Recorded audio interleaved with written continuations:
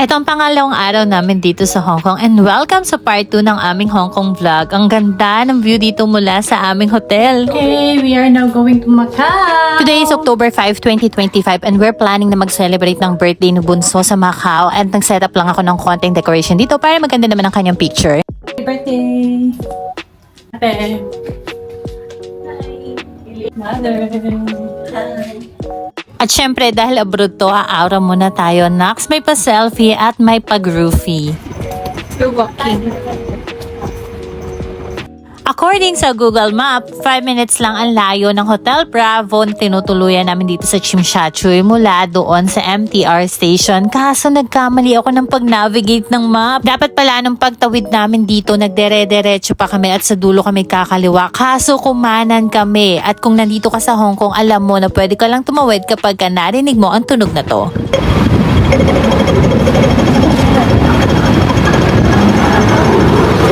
Doon ko na-realize na nagkamali kami ng tinawiran dahil pabalik na to doon sa aming hotel. We are nalalagaw. Babalik ulit kami sa pananggalingan namin. Guys, natin. Umikat lang tayo. Kas na mali kami.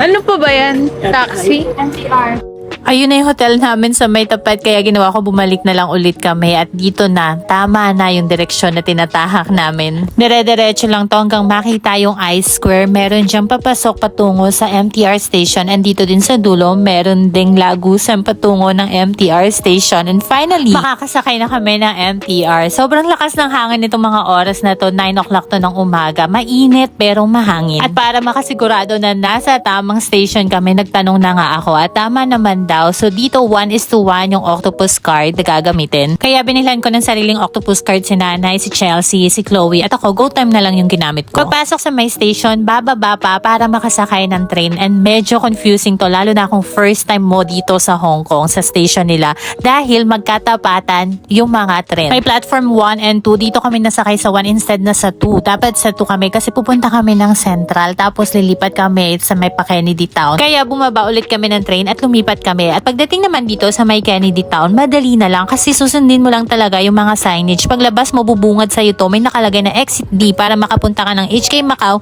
Ferry Terminal. At paglalabas ng MTR station, itatap out ulit yung card at dito nagkamali ako kasi yung go time card ko, sabi ko ba't hindi gumagana? Yung pala kailangan na hanapin ko tong may ganitong format ng machine. Nagpatulong pa ako dun sa customer service at ito nga itinuro niya sa akin. Basta kung first time nyo dito, huwag kayong mahihiyang magtanong At naalala ko nga pala, napanood ko sa mga vlog kapag daw sasakay ng mga bus sa Macau, hindi sila nagbibigay ng sukli kaya kailangan may barya ka. Kaya bumili muna kami ng pagkain. At eto na yung Exit D, makikita yung Shun Tak Center, aakyat lang sa may 3rd floor, doon makikita yung mga ferry terminal. Napakalawak nitong Shun Tak Center pero may mga signage na makikita kung saan papunta yung ferry terminal. Basta susundan lang yon at kailangan malinaw ang iyong mga mata. Kagaya nito dahil sobrang linaw na mata namin, nakakita na naman kami ng bilihan ng pagkain. Mahilig kasi talaga ako sa tinapay kaya sabi ko magbaon kami ng tinapay. And finally, narating na namin ang 3rd floor. Dito sa Macau, meron dalawang ferry na bumabiyahe papuntang Macau. Merong Turbojet at merong Cotai. Etong pula yung Turbo at yung kulay blue yung Cotai Ferry. At sa kasalukuyan, may ongoing promotion ng Hong Kong Tourism Board. Libre ang papunta ng Macau one way. Kaya yung ticket na lang pabalik ang babayaran mo. Kaso ang nangyari,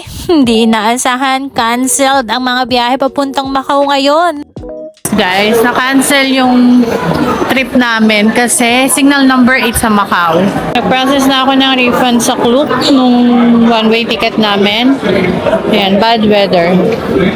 What can we do? Okay. Punta na lang tayong Bangkok. Uwi muna tayo.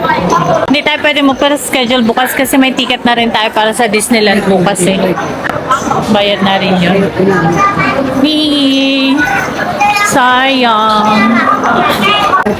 May balance pa yung birthday girl. Ay, bilang kitang cake. Mag-picture ka na lang doon. Hello, nagutom. Birthday girl. Okay na? Okay na? Okay na ikaw?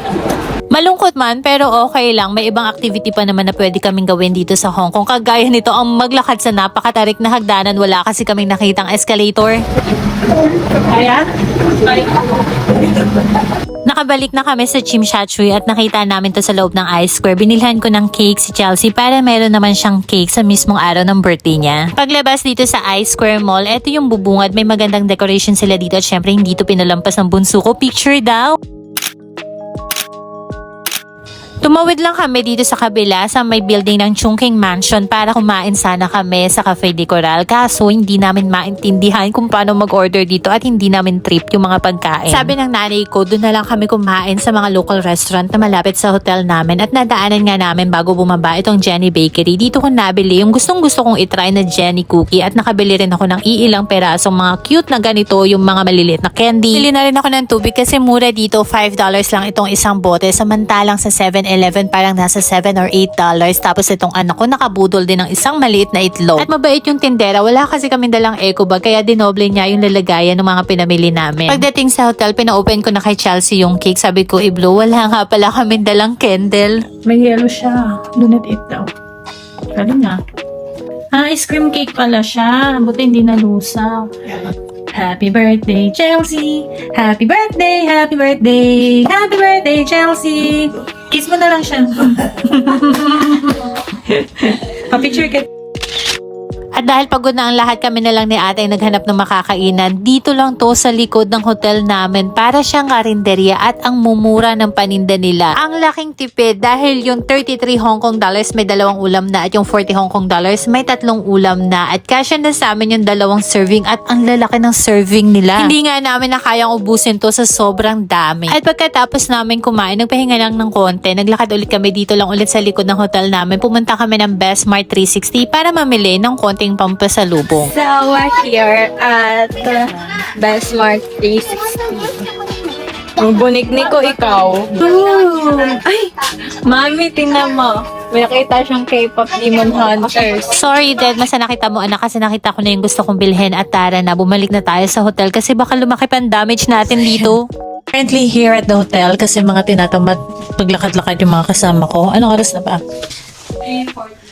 Hey, 3:23 lang. O 4 o'clock tayo magpuntang Avenue of the Stars. Mga tamad. Nakababalik lang namin. Nagpunta kami ng Best Mart 360. Namili ng konting pampasalubong para sa aming mga seniority. Ayan. Mga biskuit, seniority at mga bata. And ayan yung mga kasamahan ko na wala pang kagana-ganang mamasyal. Ganyan talaga pag ang kasama mo senior, mga kids at isang nirarayuma. And this is the view of our room. Si Chelsea na hindi nalulula. Nasa 8th floor kami. Hindi ka nalulula. Last time? When was that last time? Ang laki ng bed, kasya kaming 4. Hindi ako nagsisi, nagpa-upgrade ako sa deluxe suite. And ayan, may ginagawa pang building sa tapat. Pero dito, ang ganda dito kaninang umaga. Ang kita. Mamaya pupunta kami dun sa Avenue of the Stars. Yun yung mga building na yan. I'm not sure if you're seeing this, but yeah. Ayan, yan yung view. May TV dito. Hindi naman namin nagagamit kasi Chinese yung mga palabas. Walang Netflix. May TV pa ulit. Pero yan si Madam. Ito ang aming magulong room. Kanina may nag-housekeeping, naglinis. And that's it. Relax lang muna kami. Okay, so nakita ko to post sa West Con Cultural. Ay, October 4 no, October 7 nakalagay. Oh. May melody yan ang team niya. Melody. Kaya pala tayo hindi natuloy sa Macau. Punta tayo dito. At nagbihis na nga kami at nagbook na ako ng Uber patungo ng West Kowloon para puntahan namin yung West Kowloon Park or Cultural District yata. Pwede naman daw mag-MTR patungo dun kaso malayo-layo yung lalakad ng pagbaba ng tren. Ito 44 Hong Kong dollars lang naman or only 336 pesos. Less hassle pa. Pwede rin yung ganitong taxi kaso ang hirap makipag-communicate sa mga Chinese na driver. At ang bilis lang ng biyahe namin, nandito na kami agad. Saan ang entrance? Ticket sales? May bayad? Ayun na, Chelsea, sa kabila. Tingnan natin.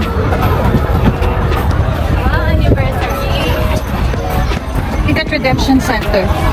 Clue? Wait lang, check ko nga sa Clue. Pero bigo nga kaming nakapasok kasi may bayad pala yung entrance and chinek ko sa Klook kaming apat. It cost us almost 5,700 and out of budget. Kaya nalungkot man ako para sa anak ko. Napakiusapan ko na lang siya. Sabi ko mag-picture-picture na lang kami dito kasi madami naman magagandang photo spot. Hindi na kami nagtagal dito at sabi ko pumunta na lang kami ng Victoria Harbor or sa Avenue of the Stars at nag-book ulit ako ng Uber at ang bongga Tesla ulit ito. Less hassle talaga kung magta-taxi or mag-Uber kung may kasamang bata, lalo na $65 lang naman kaysa mag-MTR or only $495. Apat na kami doon. We're here in Avenue of Stars. Dito sa Victoria Harbor, makikita yung Avenue of Stars or yung mga handprint ng sikat na mga personality sa buong Asia. At dito rin makikita yung K11 Musea. Sikat no mall daw to dahil nasa loob nito yung mga kilalang mga signature brand, yung mga mamahalin ba. At hindi na namin sinubukan pumasok, baka sumakit lang yung mga mata namin, kaya picture-picture na lang. Konting lakaran lang din ang ginawa namin dito at nag-book na nga ako ng Uber taxi naman para matry naman namin yung taxi. So from Avenue of Stars to Mongkok sa Ladies Market, it cost us only 71 Hong Kong dollars or 536 pesos. Dito naman sa may Mongkok sa Ladies Market or Night Market, makikita yung bilihan ng mga murang bag, mga keychain, mga souvenir items. Pero masyado pang maaga para makipagtawaran kaya pumasok na muna kami dito sa may Lungfung Mall para bumili si nanay ng pabango na ipapasalubong din niya kay tatay. Nakabili din naman agad siya at bumili na rin sa ate Chloe nitong Fino. Sikat to sa TikTok, $99, tatlo na. Tapos yung Chubaki, $40. Pagkatapos ay lumabas na kami at sabi ko oras na para makipagtawaran dahil madilim na. Nahanap na namin yung gusto naming bag at ang laki ng na-discount ko dito dahil mabait yung tinderang nakausap namin. Original price ng bag is 8 for 100 Hong Kong dollars. 28 pieces. 30 pieces, 200. 28. 28? Ayan yung pink maganda. Pink maganda. Pretty. 28 na. 28 ha? 28 ha? Okay. 28, 200. Okay. 28, diba? 27. Oh, one more for it. Hello? 10. Okay, 10. Okay. Very good. Vlogger yan. 3-1. No, very low. Thank you. I love you. Love you. Thank you. Natawaran ko ng 13 for 100 Hong Kong dollars at sa katapat nakabili din ako ng ref magnet. 21. Pito 100. Walo? 10. 10 lang. Okay, no pattern. 10. Ah, okay. 9 lang. 10 mo. Only one. Okay. Oh, diba? Pwede ka na nilililo ask kay Abby ko ah. Okay. Dito talaga ako natutong makipagtawaran. Ang sarap mamili. Salamat. Umuwi na nga rin kami kagad at ang taxi namin from Ladies Market Mongkok to TST 68 Hong Kong dollars or 517 pesos. At dahil gutom na kami, literal na inilipag lang namin yung mga pinamili namin dito tapos naghanap na kami ng makakainan. Trinay namin yung local restaurant dito sa baba ng aming hotel at medyo pricey siya pero ang sarap ng mga pagkain. Panalo rin sa bayaran, hindi ko inaasahan ganito kalaki pala yung babayaran namin. Past 10 PM na to, ready nang matulog ang lahat. Nakapaligo na kami, nakapahinga na, nakahiga na rin ako. Pero bigla akong may naisipang gawin. Lakas ang loob ko. Naisipan ko lang na pumunta ng Ladies Market kasi hindi ako nakabili ng bag. Nung maliliit na bag, ang nabilhan ko lang si nanay. Tapos na-realize ko lang na bakit hindi ako bumili nun sa akin. Kaya sabi ko, babalik ako Ladies Market. It's 11:30 guys. May nalabas. Ang desisyon ko sa buhay. Talog na yung mga bata kasama nila sa nanay. Bumalik lang din ako dito sa may MTR station. Papunta din to ng Mongkok. 3 stations from Chimshatchui to Mongkok at napakabilis ng biyahe. 10 minutes lang, nakarating na ako ng Ladies Market. Mission accomplished guys. Ay, Diyos mio. Para dun sa bag. Buhay na buhay pa rin ang Hong Kong. It's, ano oras na? Ilang oras na? Pero I think quarter to 12 na. But na siya hinihingal pa. Oh my gosh. Thank you, Lord. Nay? Sorry. Hintay ka? Narinig mo ako. Magkano binigay sa'yo? 10, 15? Kahit napagalitan ako ng nanay ko, alam ko naman na hindi ako nagsisisi sa naging decision ko dahil pagpunta namin ng Disneyland bukas, hindi na ako makakabalik ng Mongkok. And thank you for watching guys. Abangan nyo ang aming Disneyland vlog. Bye!